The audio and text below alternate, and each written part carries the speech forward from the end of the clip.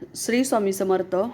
ब्रह्मांड नायक या चॅनलमध्ये पुन्हा एकदा नवीन व्हिडिओमध्ये तुमचं खूप मनापासून स्वागत आहे. तर आजच्या व्हिडिओमध्ये मी तुम्हाला तुळशीचे काही प्रभावी उपाय सांगणार आहे. आता तुळस ही प्रत्येकाच्या दारापुढे असती आणि तुळस का असावी दारापुढे तेही प्रत्येकालाच माहिती आहे. तर त्याचंच काही मी तुम्हाला तोडगे किंवा उपाय आहे, तर ते तुम्हाला माहिती असायलाच पाहिजे. तर ते जाणून घ्या आजच्या व्हिडिओमध्ये. तर सर्वात आधी संध्याकाळी तुळशीला दिवा आपण नक्की लावायचा असतो. त्यानंतर तुळशीला हात लावण्याच्या अगोदर आपले हात नेहमी स्वच्छ धुवून मगच तुळशीला हात लावायचा असतो.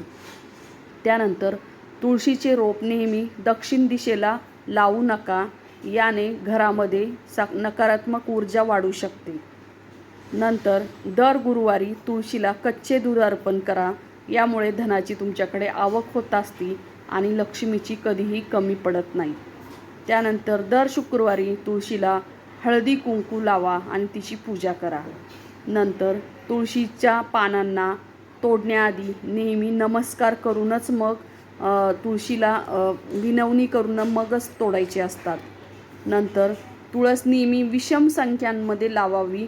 शक्यतो घरामध्ये तुळशीचे रोप हे एकच असावे, परंतु जास्त जर लावत असाल तर ते विषम संख्या म्हणजेच 1, 3, 5, 7 अशा संख्येमध्ये लावायचे असतात.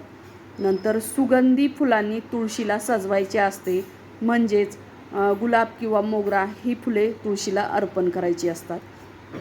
नंतर शक्यतो तुळस घरात प्रवेश करताना आपल्या उजव्या हाताला असावी आणि ती खूप उंच म्हणजे अगदी दाराच्याही किंवा दरवाजाच्याही वरती गेलेली नसावी, तर तिची उंची ही ठराविकच असली पाहिजे. नंतर सतत कोणी आजारी जर पडत असेल तुमच्या घरामध्ये, तर तुळशीजवळ पाणी ठेवा आणि त्या व्यक्तीला पाणी प्यायला द्यायचं. नंतर तुळशीचे पाने हळदीत बुडवून ती बांधायची, म्हणजे आपली नजरेसाठी ते उत्तम असतं. नंतर तुळशीला पाणी घालताना एकदम तिच्या मुळाशी न घालता आपण थोड्या बाजूना आपण तिला पाणी घालायचं असतं. नंतर तुळशीजवळ संध्याकाळी पाण्याचा कलश ठेवल्यास लक्ष्मी प्रसन्न होत असते. नंतर पौर्णिमेला तुळशीला कापडाची ओढणी किंवा ज्या दिवशी फूल चंद्र असेल त्या दिवशी लाल कलरच्या ओढणीचा तुळशीला अर्पण करायची असते किंवा तिला बांधायची असते. नंतर तुळशीचे रोप सुकून गेल्यास ते लगेच बदलायचे असते, नाहीतर यामुळे आपले आर्थिक नुकसान होत असते. नंतर ज्या ठिकाणी जास्त सूर्यप्रकाश असतो तिथेच तुळस आपण लावावी, कारण तुळशीला नेहमी हवेची गरज असते. नंतर तुळशीचे पाणी कधीही चाकूने कापायचे नसतात. तुळशीसाठी नेहमी मातीची कुंडी वापरायची असते. प्लास्टिकची कुंडीमध्ये कधीही तुळस लावू नये, नाहीतर शक्यतो वृंदावन असावं. नंतर तुळशीच्या कुंडीजवळ झाडू किंवा कचऱ्याचा डब्बा या वस्तू ठेवायच्या नसतात.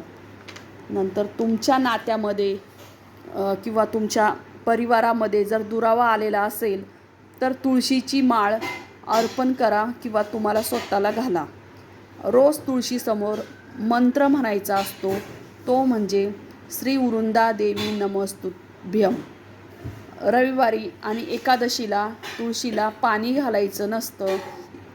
तसेच गुरुवारी तुळशीच्या मुळाची माती कपाळावर जर टिळा म्हणून लावली तर तुमच्या नोकरीमध्ये तुमच्या व्यवसायामध्ये प्रगती होत असते.